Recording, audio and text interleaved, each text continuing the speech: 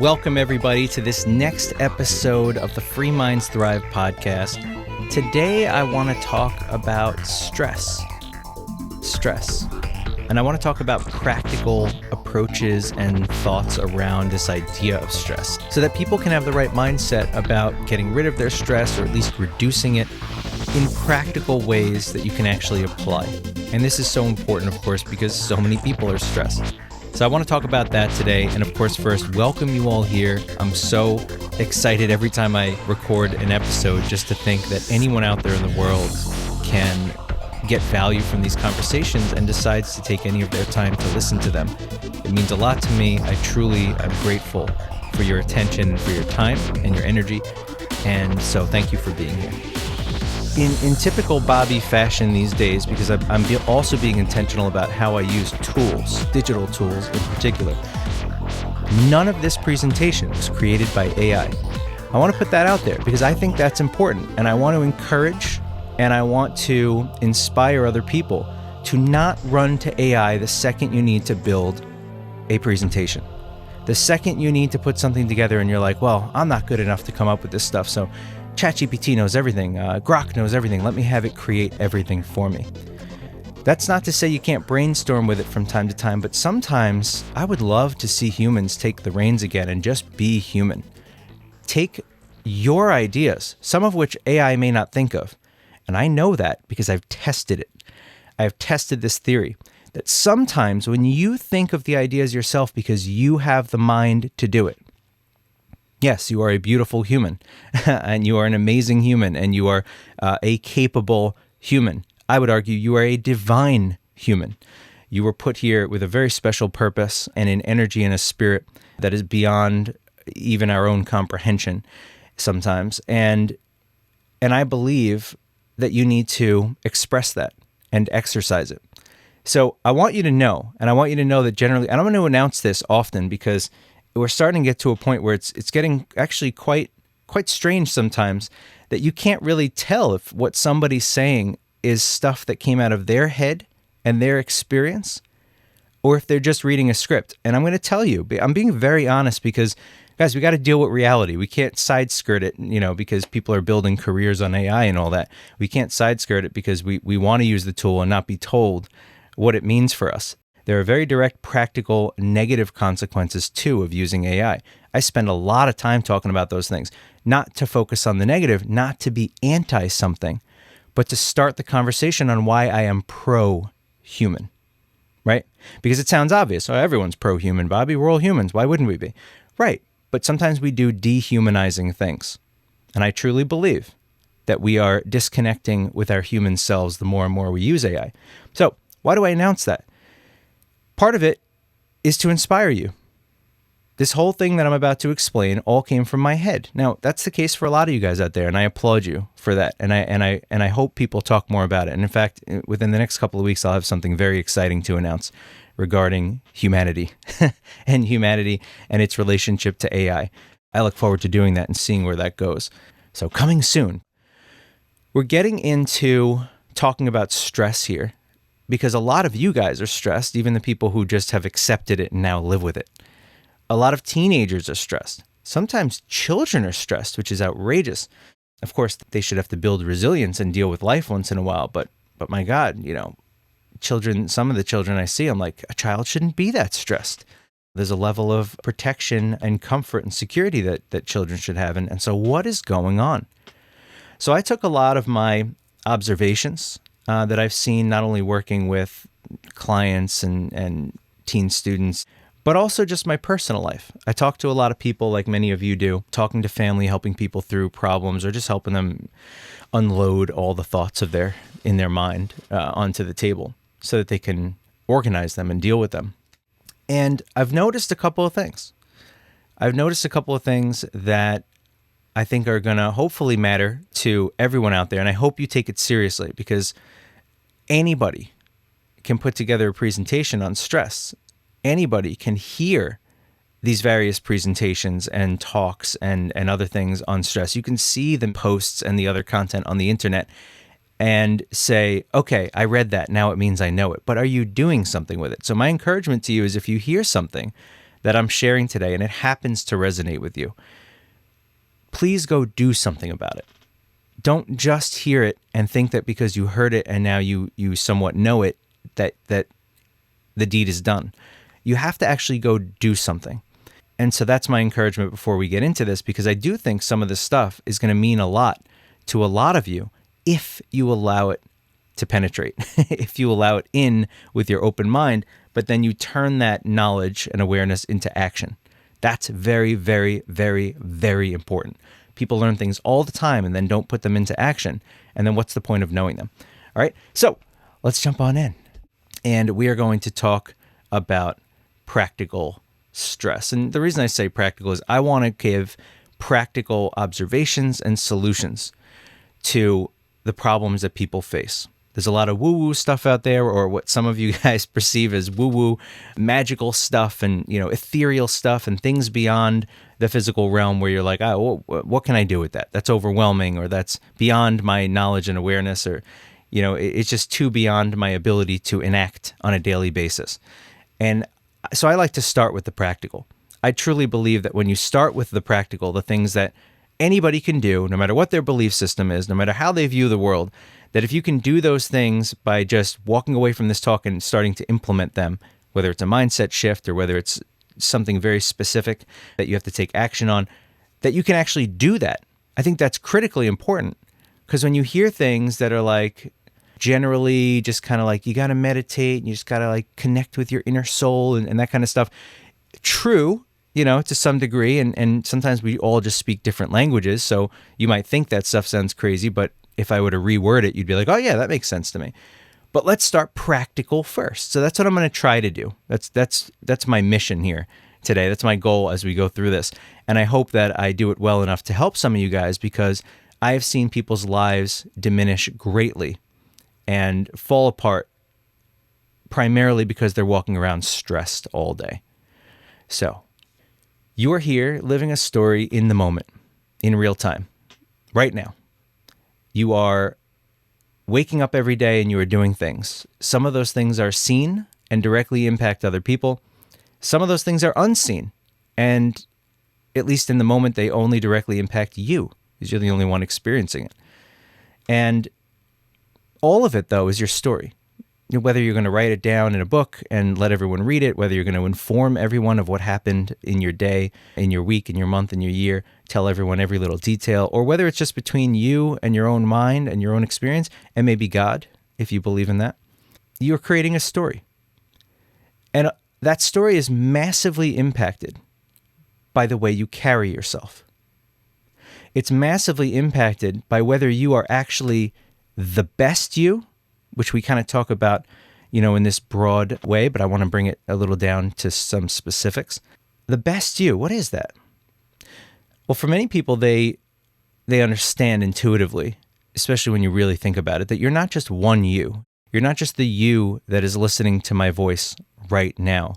That is not all you are and all you can be. We all understand that on my best day, I am performing out there in the world.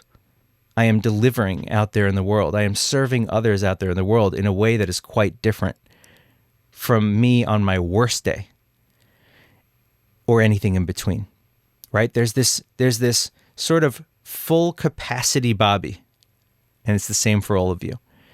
There's this achieving the most I could possibly do, hitting my full potential, that most people never hit most days of their life. Most people, I think if you're being honest with yourself, you are not at your absolute greatest potential. Like you are firing on all cylinders. You are 100% go, go, go.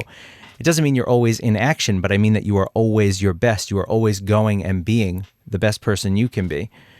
Not only handling things well, but also just doing what you do best as you do it best. Sometimes we're running on 50%. Some people are running on 25% all day. And to be honest, only you know what that might look like, 25% versus 100%. I don't know you as well as you know yourself. Nobody you talk to knows you as well. You know what you're fully capable of. You have these little dreams drifting in and out of your mind throughout the days and weeks and months, and they just kind of drift in and out of what you know you should do, what you know you should have done, how you wish you handled a situation, what you know you should do next, but I'll do it next week. There's all these different things that play into us not delivering who we are at our best. And we're writing that story as that lesser version of ourselves. It's being created. The memories that other people have with you, the experiences your children have with you, your friends, your colleagues, your clients, your whoever's. The experiences they're all having with you, are you operating somewhere below what you're capable of? Part of that is that when you're stressed, and not just mentally stressed, because mental and the physical are tied together in stress, that you are physically stressed, mentally stressed, and if you can only get past that, if you can only work through that, how much greater than what you already are, which is pretty amazing, I'm sure, how much greater you could be. So your story is impacted by you allowing stress to be there. And I say that because you don't have to accept it. And this is very, very, very important. And some people don't understand this because they feel powerless in certain situations, whether it's a health concern or something else that's going on. They feel powerless because they've tried everything. They've been to all the experts, all the doctors, they've spoken to people, and they just feel like, I'm at my wit's end. There's nothing else I can do from this point forward. How am I supposed to do anything to make it any better? So at this point, and then they say what I believe is one of the most damaging, limiting things a person can tell themselves. I guess I just have to accept that this is my life. I guess I just have to accept that I'm going to be stressed all the time. Life is just stressful. It is what it is. And by the way, life is stressful. But some people have the capacity to deal with that stress and even thrive in it. Their resilience, their level of clarity, their level of relentless pursuit of getting what they want out of life despite the stress and the anxiety and all of that is incredible. Don't we all want a little bit of that? I want to be like that guy at his best all the time. Well, then you have to start with not accepting the negative aspects and negative elements of your character, of your circumstances, of how you're feeling. Now, this isn't for everyone. I tell you outright. Some of you are rejecting it just because it takes work. So please don't do it for that reason. If you're out there and you're listening to my voice, whether it's in real time live right now or in the future, and you're hearing me share this message, please do not reject what I'm saying simply because it sounds like Bobby's asking me to do even more work and I'm already stressed. How could you expect me to put more into this? I'm already stressed. What do you want from me, Bobby? I want you not to accept it as a starting point, as a practical mindset, as a practical perspective. I'm asking you to reject the stress. If it's some other kind of problem, I'm asking you to reject it. Do not accept it. Do not identify with it. That is my ask of you. Because once you accept something, you no longer put the right amount of work in to try to solve that problem. Just think about this from a purely practical perspective with me. I'm harping on this for a reason. This matters, probably more than anything else I'm going to say.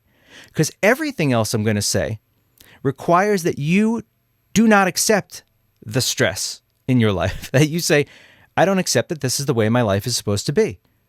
That yes, those problems are going to be there, but I can solve them. Yes, those problems are going to be there, but I don't have to break down into a million shards of my former self every time something goes wrong. I can have resilience, physical and mental fortitude. I can do that. I can have that strength. I know I'm supposed to be like that. I do not feel like myself feeling broken all the time.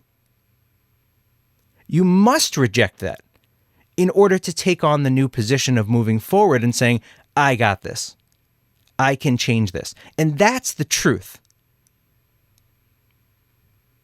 Now, I'm a big fan of truth, and I'm a big fan of that nobody has full possession of it. Meaning, the idea that nobody has full possession of all the truth is a fact. Nobody here in this world knows everything. Nobody here in this world gets everything right. So I'm willing to be wrong on this. But think about it again from a practical perspective. What's the worst thing about accepting what I'm saying, even if you think it's not true? Because by rejecting your stress, by rejecting your anxiety, by saying, yes, I know it's real, I observe it, I see it, I know it's there, obviously, but I do not accept that this is the way my life's going to be forever. I still have the power to make it better. From a practical perspective, that is the only way to open the gate to getting to another place. Because the other way, by accepting it, you're no longer going to put the work into changing anything because it's now part of you. Because it's now part of you. So reject the stress, please.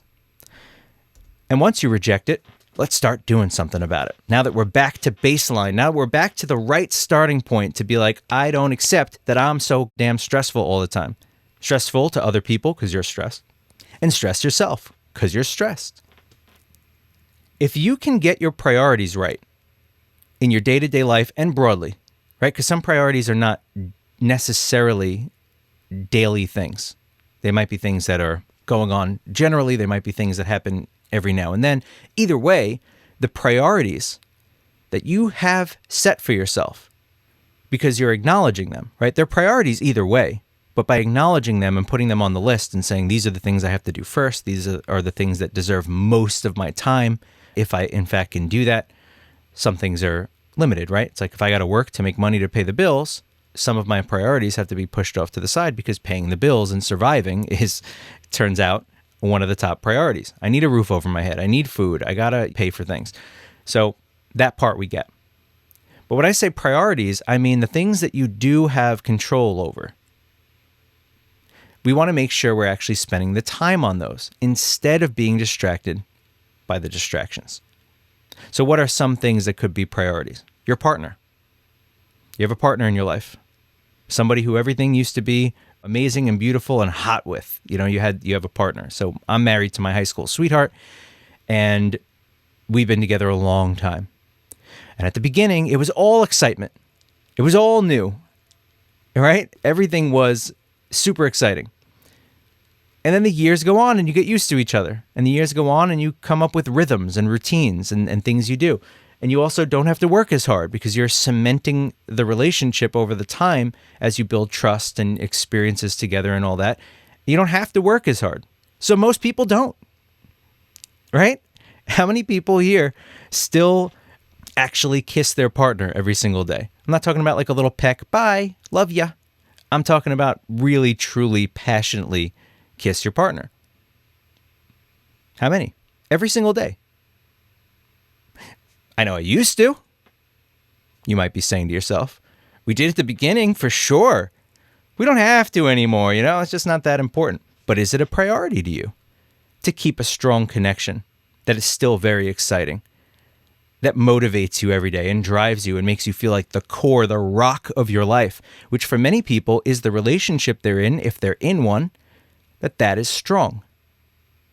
Well, that strength partly comes from intimacy and connection.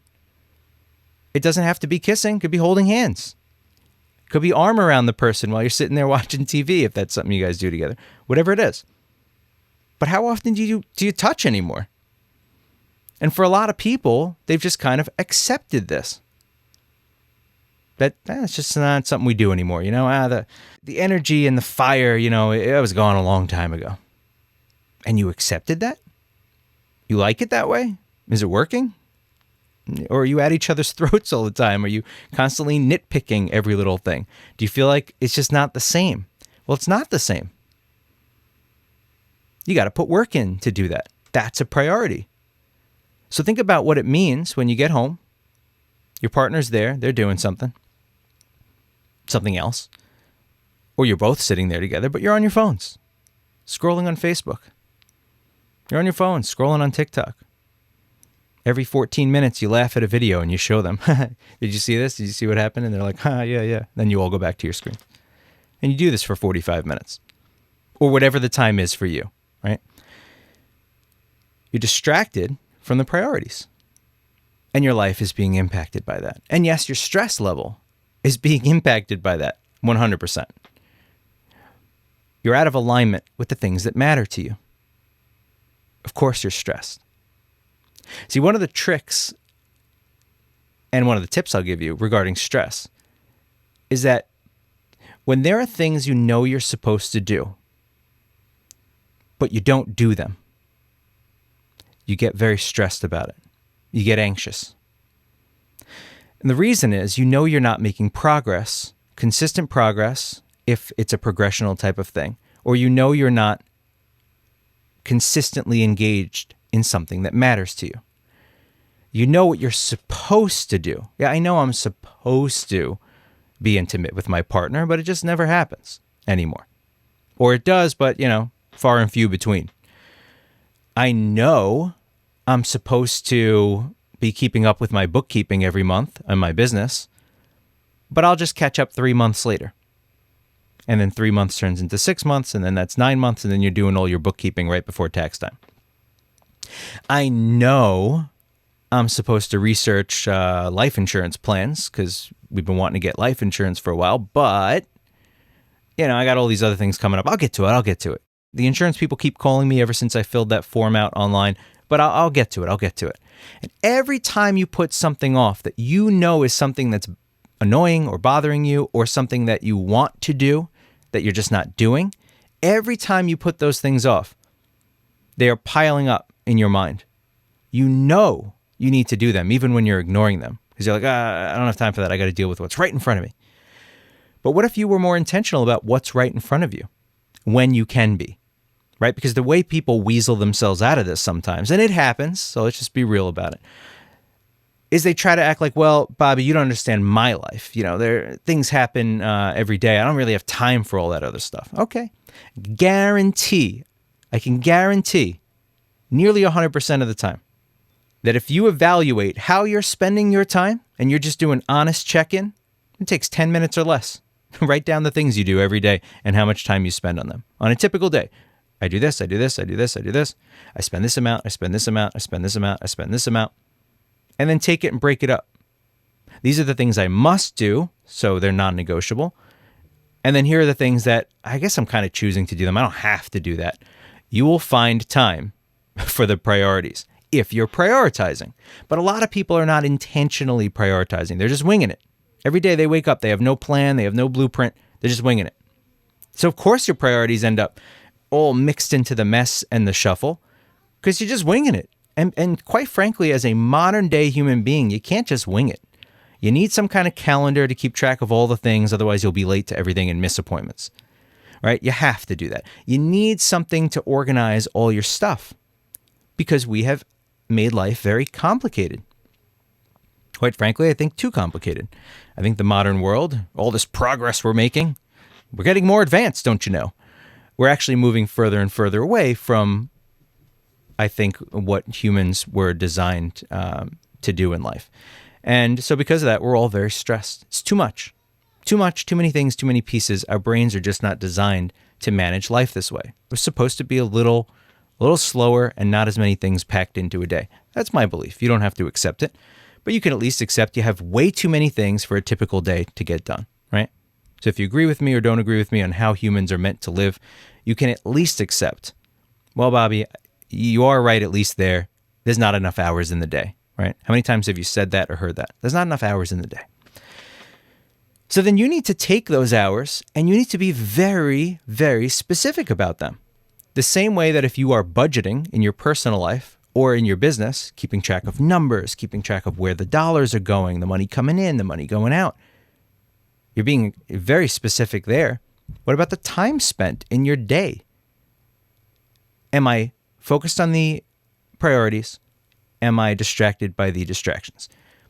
And again, the reason that matters is the things you're supposed to do when they pile up, you get stressed about them. You feel immediately better when you start doing the things you've been putting off. Immediately, even when they're not done. Meaning, if your whole house is a mess and you've been meaning to reorganize the recreational room in the basement where all your gym equipment is, or the room that turned into a closet room, or your bedroom, which turned into a closet room, the living room, which is a total mess, the kitchen, which is in disarray.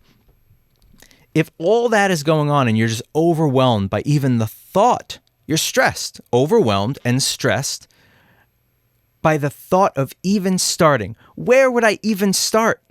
I'm looking at this mess. I don't even know what corner to start in. Pick anywhere and just do something. Pick anywhere and just start.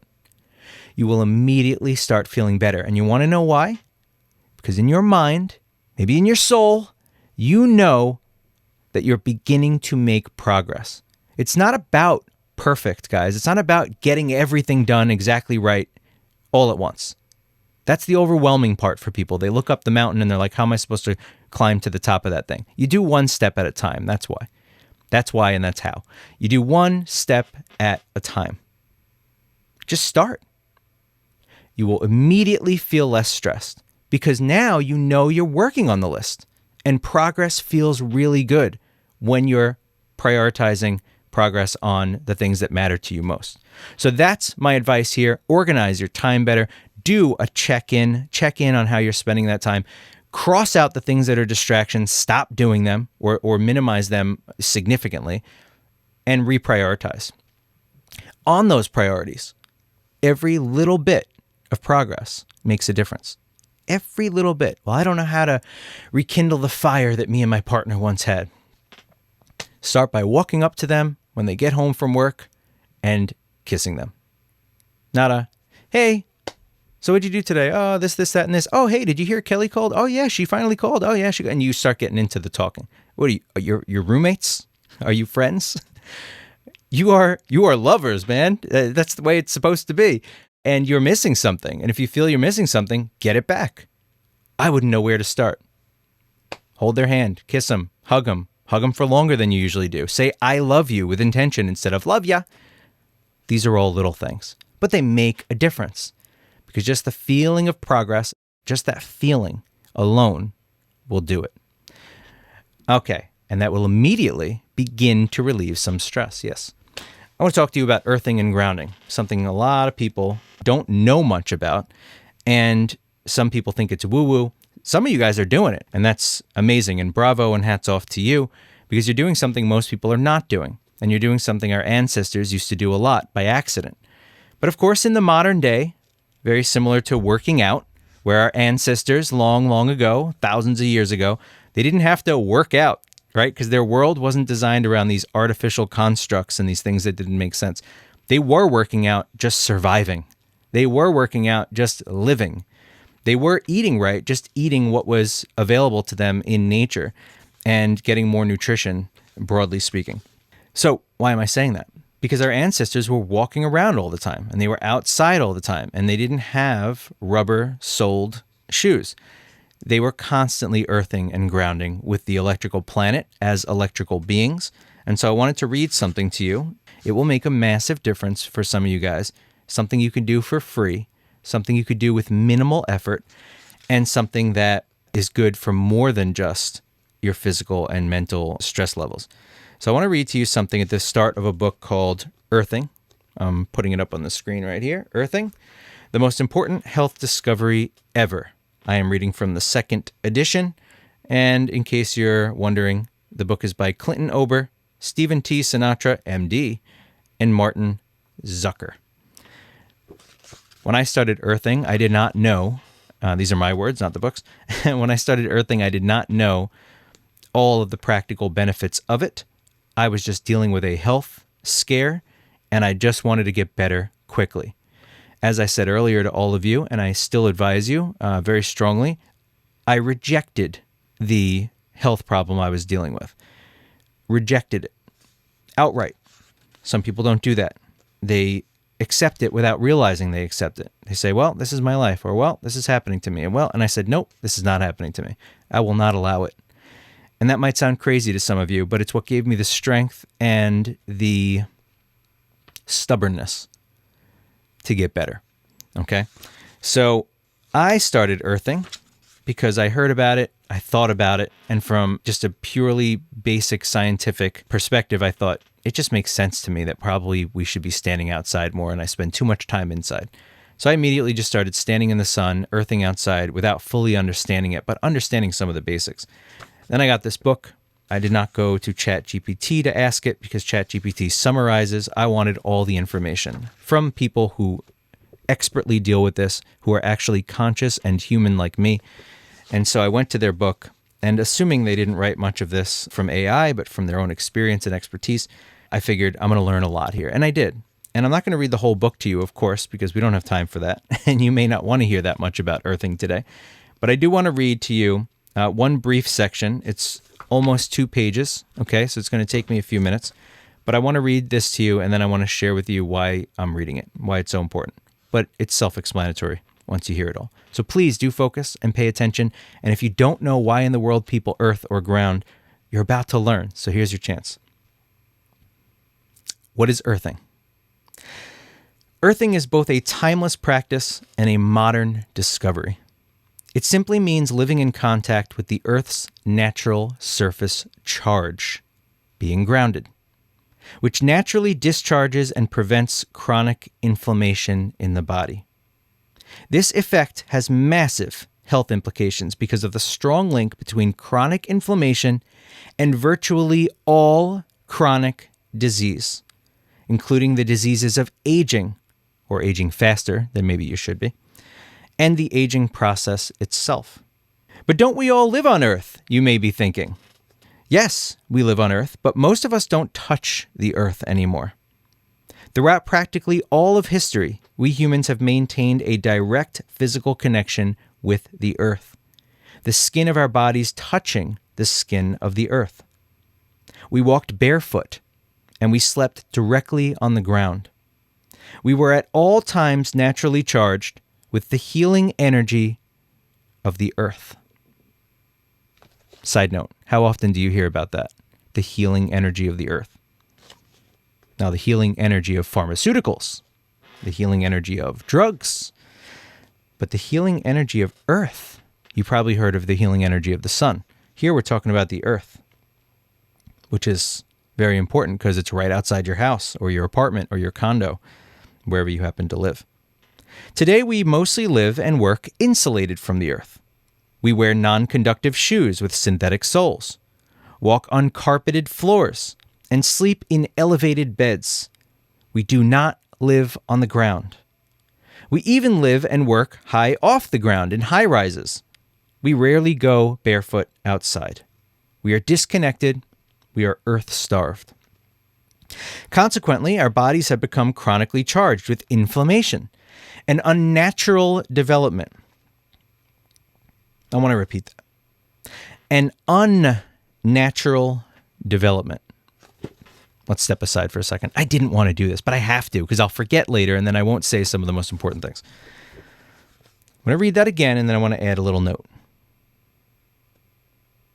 Our bodies have become chronically charged with inflammation, an unnatural development, and one that appears to represent an overlooked reason why immune dysfunction and inflammation-related health disorders have dramatically proliferated, ravaging adults and children alike. Let's step back to that unnatural development part. And I mean it when I say it, and I know not everyone accepts it. But if you can understand this point, it could be a game changer for how you approach getting your health right. Some people accept the premise that we are supposed to be sick all the time. That the way people are so sick all the time is normal. And we think it's normal because of the prevalence of how sick people are. And I am here to advocate for the idea that it is not normal. And in fact, as this book proclaims, it is an unnatural development that we are all so sick, so often, so seriously in some cases. That is not normal. Something is not right. The way we've been doing things and the way we are doing things, it is not right for the human body. It is not right for our minds. It is not right for our energy or our spirit, our soul. Something's wrong, guys. Something's wrong with our health. You can start from the basics. the simple things, the free things, and see what they do for you long term, because you don't have to spend money on pharmaceuticals to stand outside on the earth, right? You don't have to spend money going to see a doctor. I'm not saying you shouldn't go see a doctor.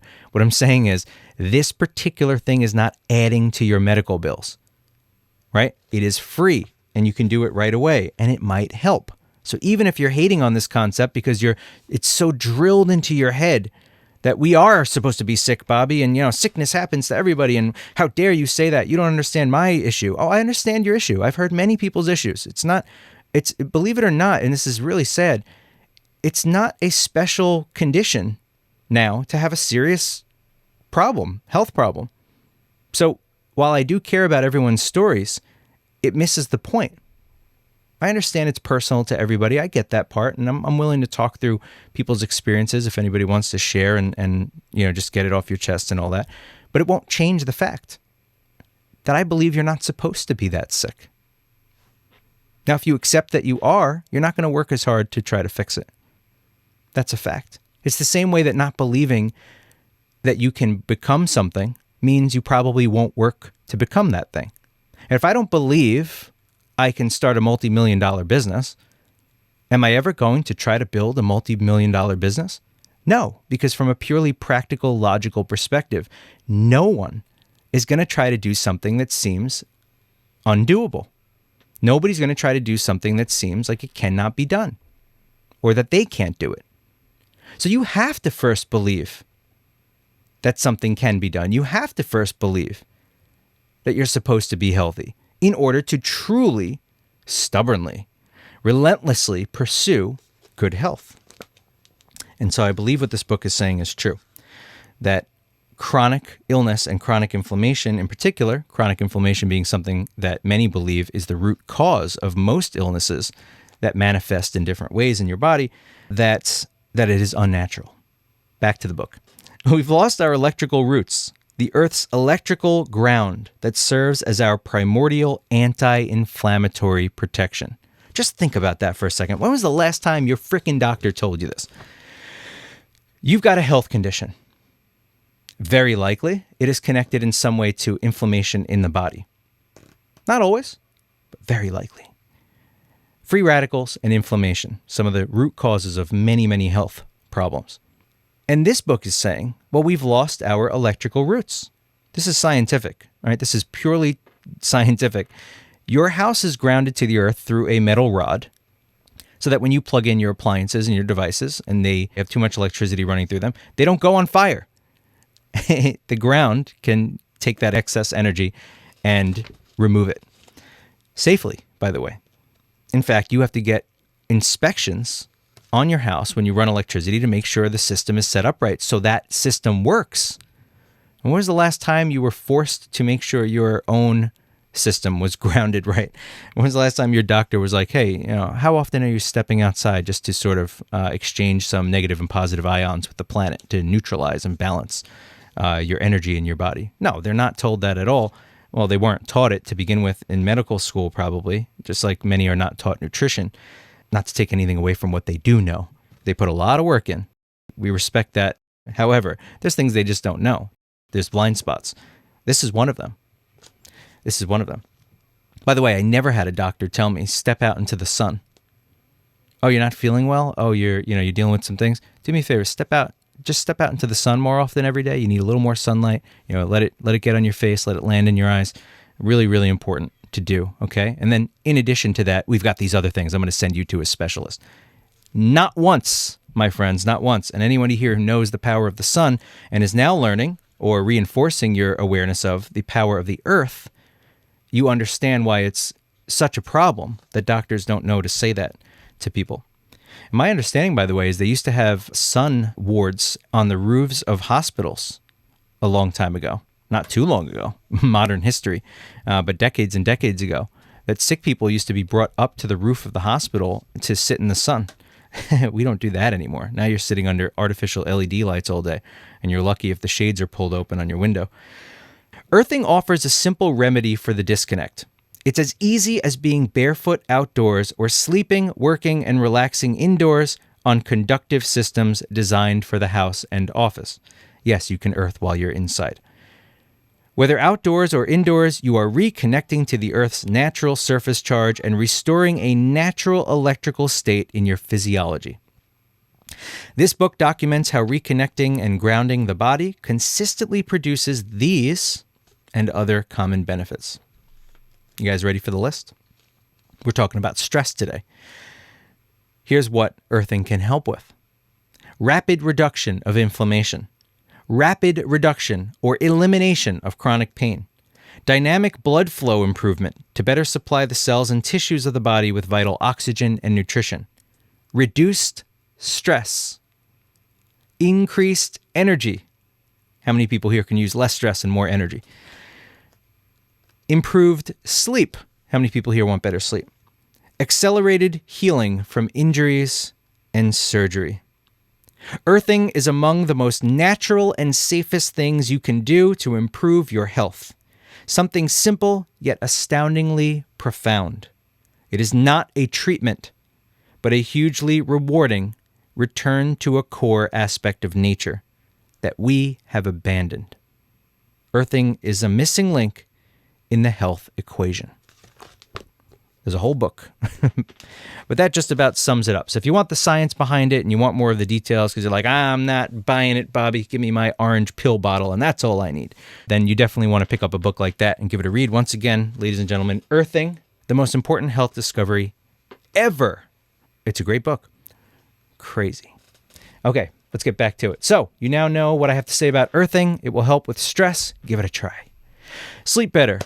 My ladies, my gentlemen, you all have heard me talk about sleep if you've hung out with me for even 5 to 10 times in any given environment.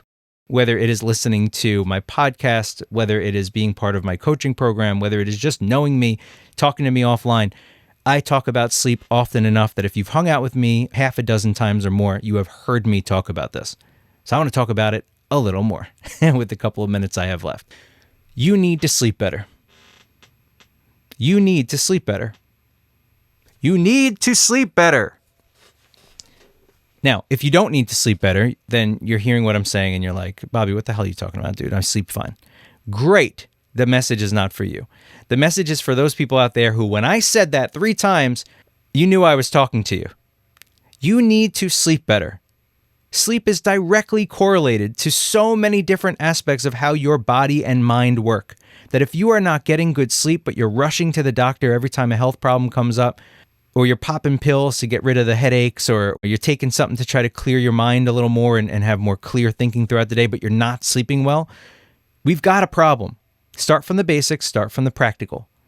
I don't want you to be as stressed, but I can guarantee you if you have bad sleep routines and practices, bad sleep habits, I can nearly guarantee you are a stressed person. Just based on the fact that your cortisol levels are probably much higher, that your adrenal gland is probably fatigued, and that your hormones are not working right. So, and you're tired. A tired person is a stressed person. Even if you don't feel mentally stressed or you have started to think that the way you feel all the time is normal now because it's been so long, it's become a chronic issue. Even if that's the case, you're also physically stressed. The body needs time to repair and rejuvenate and recoup itself. And sleep is mostly where it does that. If you have bad sleep problems and you're like, Bobby, but I couldn't get sleep if I tried, well, you don't try to get sleep. Now that's the problem. There's the starting point, the misunderstanding. You can't make yourself go to sleep because you're fighting a process that should just kick in automatically. It's all the other things you are or are not doing throughout the day that are directly impacting your sleep. You get what I'm saying? Which means the way you eat during the day, the habits you have, ignoring your priorities, engaging in the distractions, having all these stressful things going on, not earthing, not getting enough sunlight and vitamin D, not eating a nutritious diet. All those things are going to directly impact your sleep. And then it becomes a vicious cycle. Because what came first, the bad sleep or the way you feel during the day? Or the bad sleep or the way you can't perform during the day?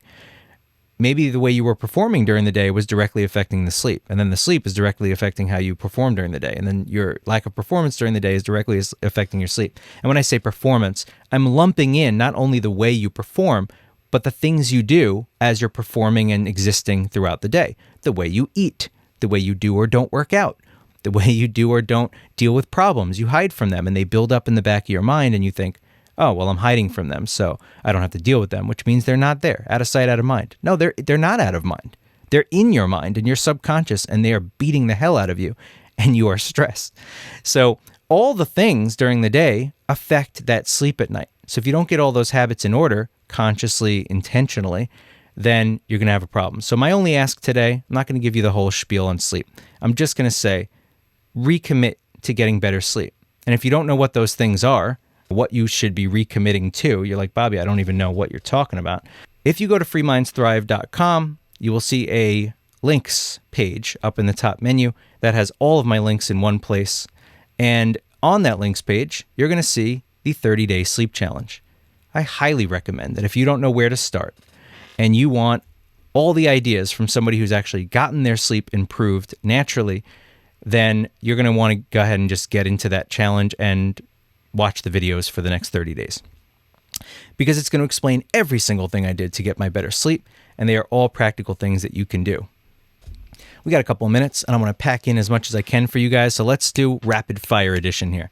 Improve your nutrition. If your body is lacking nutrients, it is not working right. I repeat, if your body is not getting the right nutrition, it is guaranteed 100% of the time it is not working right. Because like a car or a computer, every single component that makes it do what it's supposed to do requires every component and element to be there. Your body's building blocks are nutrition. I'm not just talking about eating healthy, generally cleaner foods and that sort of thing. I'm talking about getting a full profile of nutrition, all the macronutrients, all the micronutrients, all the vitamins, all the minerals, all the electrolytes. Your diet, especially if it's limited or restricted, because you're trying to do something to, cut out the bad stuff and increase the good stuff and all that, just make sure you're getting everything. Because even just a lack of vitamin B, lack of vitamin D, lack of magnesium, lack of enough fat, lack of enough, this one's a little more debatable, lack of carbohydrates, lack of protein, all the things that matter to the human body running right. If you're missing just one, let alone some, which most people probably are missing quite a few, or at least they're, too low in their levels. And this is not something a blood test will necessarily show, because you have to trust that the levels they have set in the blood test's results, that's the level humans are supposed to be at. Some people think those numbers are quite off, and you can get your blood test back and they go, yeah, you generally look good. And you're like, okay, great, I'm good. I got my blood test, so I must be eating right and doing everything right. Not necessarily. You are your own health advocate, but at the most basic level, you got to eat enough of the right stuff to get the right nutrition, and in some cases in the modern day, you may have to supplement. We are at the tail end here, so I'm going to give you my final piece, ladies and gentlemen. Cut the. And when I say cut the, and we're talking about this as it relates to stress. If you don't get the right nutrients, your body's going to be stressed. If you don't get the right sleep, your body's going to be stressed. If you're not prioritized on the right things day to day, you're going to be stressed. If you don't have the right perspective about that stress is not normal and natural, you're going to be stressed. If you're not earthing and getting enough sun, you're probably going to be stressed. So all these things that might be accumulating and adding up to your stress problem, well, here's the final one. Cut the. First of all, stop making excuses, right? I'm talking about all these things, and some people out there may be thinking of all the reasons why these things don't pertain to them, or even if they do, you don't understand my situation, Bobby. Got it. Make sure you're being honest with yourself, and I mean that respectfully in the kindest, nicest, most understanding way. But it's the truth. Some people are constantly just jumping through hoops and over fires to get around dealing with the reality of it. And I'm asking you to just be serious with yourself, be honest with yourself, and also cut the literal. Cut out the toxic chemical junk that you are consuming in your body. Every time you pick up that alcoholic beverage, every time you pick up that cigarette, every time you put something in or on your body that is full of chemical junk and toxic junk, you are stressing your body. And when you stress your body, you stress your mind. And that is the truth. And the body can only handle so much toxins, guys. It can only handle so much junk. And we are accumulating. We are bombarded by and accumulating all that junk everywhere. So we have to go out of our way to cut it out. Every chance you get to not eat the brownie, not eat the store-bought ice cream, every chance you get to not pick up the alcoholic beverage, every chance you get to not smoke, every chance you get to cut out the crap, which may include your morning coffee if it's not organic and it is sprayed with pesticides that you're drinking, hot, boiling pesticides, plus the caffeine, which if you're not getting good sleep and you're drinking caffeine during the day, you might be stressing your system even further. So all these things, you want to cut whatever the crap is in your life. Now, it might be different for you than it is for me, cutting the crap. But whatever you determine that it is, be honest with yourself about that and cut it out consistently. Don't say, I did it last week, now I could drink all I want. No, it's not 1 week on, 1 week off. Every time you consume junk, you're stressing your body. So I'll leave you there, ladies and gentlemen. If you want more on this or you want to have a conversation about it or just explore what you're dealing with, you absolutely can sign on for coaching. If you want to talk about it, I am here to listen. And please do some of these things, or all of them if you can, because I don't think humans are meant to be stressed. I don't want to know that any more people are stressed than have to be. I want you to take care of yourself. And so if these things can help, I hope you'll do them. And that about wraps up our talk today about stress and practical thoughts and perspective and solutions around stress. I hope it was helpful to some of you out there, and I hope you'll join us for future conversations around things that absolutely impact stress, even though we may not be talking about stress specifically, but also future conversations about stress, because there is more to talk about here. And I think if people can reduce their stress in life and do all the things that will help them to do so, you will live a much better life and be capable of living every day as more of the full potential of the person that you are, the unique, incredible, amazing person that you are, rather than accepting a lesser version of yourself, which stress, in my opinion, produces a lesser version of what you're capable of and who you are. Stress is important sometimes, but chronic stress and stress that you have to just live with every single day because you can't get over it, can't get through it, that's a problem. And that's not something you should accept. In fact, as I said earlier, you should reject it. Thank you so much again for being here. Have an amazing rest of your day, and I'll see you at the next one.